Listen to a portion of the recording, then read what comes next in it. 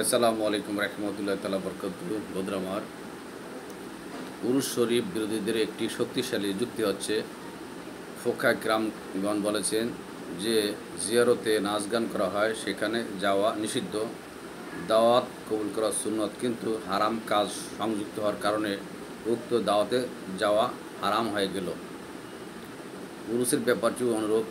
এক মণ দুধের মধ্যে এক ফোঁটা গোঁদ চানা করলে যেমন সমস্ত দুধই হারাম হয়ে যায়, অনুরূপভাবে উরুসের মধ্যে হারামের কাজ হলেও উরুসও নাজায়েজ হবে। এটি হলো তাদের সবচেয়ে শক্তিশালী যুক্তি। এটা হলো তাদের প্রশ্ন। এবার আমরা জবাব নেব। এটার উত্তর এবং জবাব কি? হালালের মধ্যে যদি কোনো হারাম কাজ আলাদা উপসর্গ হিসাবে অনুপ্রবেশ করে তাহলে ক্ষত একরকম হবে, আর হারাম কাজটি যদি হালাল কাজের অঙ্গীভূত ও অবিচ্ছেদ্য অঙ্গরূপে পরিণত হয় তাহলে ফতোয়া অন্যরকম হবে। হারাম কাজ যদি হালাল কাজের এমন অবিচ্ছেদ্য অংশ হয় যে উহা পৃথক করা যায় না বা করলে ওই হালাল কাজটি সম্পন্ন করা যায় না, তাহলে ওই সূরতে উহা হারাম হবে। যেমন উপরে উল্লেখিত জিয়াফতে নাচ গান যদি জিয়াফতের অবিচ্ছেদ্য অংশ হয়, যা ছাড়া উক্ত জিয়াফত হতে পারে না, তাহলে হারাম হবে। দুধের সাথে গোচনা এমনভাবে মিশে যায় যা পৃথক করা যায় না, তাই সব দুধই হারাম হবে। কিন্তু জিয়াফত সেরূপ নয়, কেননা গান বাদ্য জিয়াফতের অবিচ্ছেদ্য অংশ নয়। বন্ধুরা আমার, গুরুত্বপূর্ণ পয়েন্ট। আর হারাম কাজটি যদি হালাল কাজের অবিচ্ছেদ্য অংশ না হয়, বরং বাহ্যিকভাবে যোগ হয় এবং ইচ্ছা করলে পৃথক করা যায় বা বাদ দেওয়া যায়, তাহলে মূল কাজটি বা বস্তুটি হালাল হবে। যেমন শক্ত ঘিতে ইঁদুর পরে মারা গেলে যতটুকু ঘিতে মরা ইঁদুরের রস মিশেছে ততটুকু ঘি ফেলে দিয়ে বাকিটুকু হালাল হবে।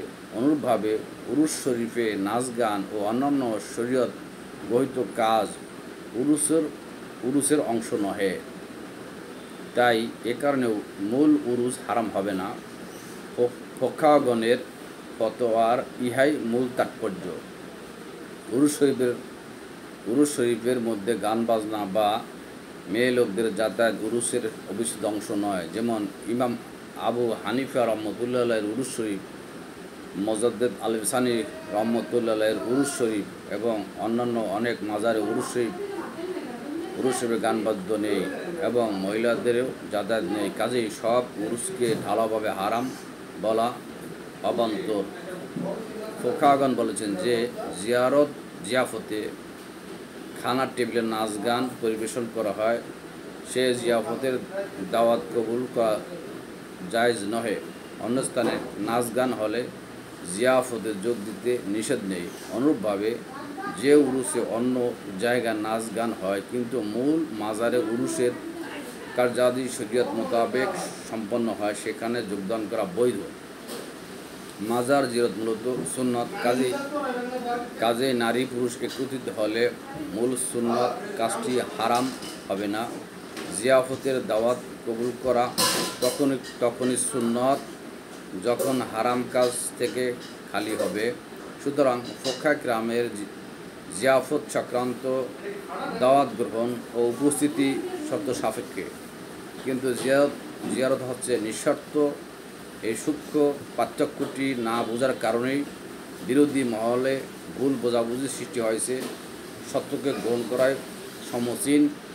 আল্লাহ আমাদেরকে সত্য উপলব্ধি তৌফিক দিন এবং ভালো মন্দ পার্থক্য করার তৌফিক দিন, এবং ভালোর সাথে মন্দকে মিশিয়ে ভালোটাকেও মন্দ বলা যাবে না। এটাই আমরা শিক্ষা নেব। ভালোটা ভালোই বলবো, খারাপটা খারাপই বলবো, ভালো এবং মন্দ মিশিয়ে নেব না। আমরা শরীয়ত মোতাবেকই সব কিছু করবো ইনশাল্লাহ আজিজ। সকলে ভালো থাকুন, সুস্থ থাকুন। আলোচনা শুনুন, আলোচনা শুনে বুঝে বিচার বিশ্লেষণ, বিবেক বিচার আপনার কাছে, আপনার আদালত, আপনার বিচার, আপনি সেইভাবে স্ট্রাগল করুন, নিজের মধ্যে নিজে গবেষণা করুন।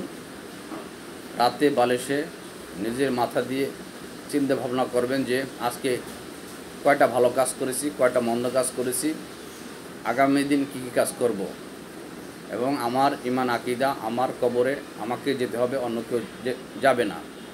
তাই আমার জবান হাত পা দ্বারা অন্য একটি মানুষ যেন কষ্ট না পায়, সেই দিকে খেয়াল রাখি। বুখারী মুসলিম শরীফ হাদিস শরীফ রয়েছে, আপনার জবান হাত পা দ্বারা যেন অন্য একটি মানুষ কষ্ট না পায়। যদি কষ্ট পায় বা কষ্ট দিয়ে থাকেন, তাহলে আপনার ঈমান এবং আমল যাওয়ার আশঙ্কা রয়েছে, এবং আপনাকে আল্লাহ রসুল সাফায়াতও নাও করতে পারে। তা আল্লাহ রসুলের আদর্শ গ্রহণ করবো, শরীয়ত মোতাবেক চলবো। সকলে ভালো থাকুন, সুস্থ থাকুন। ধন্যবাদ। আসসালামু আলাইকুম রহমতুল্লাহ তাআলা বরকাতুহু।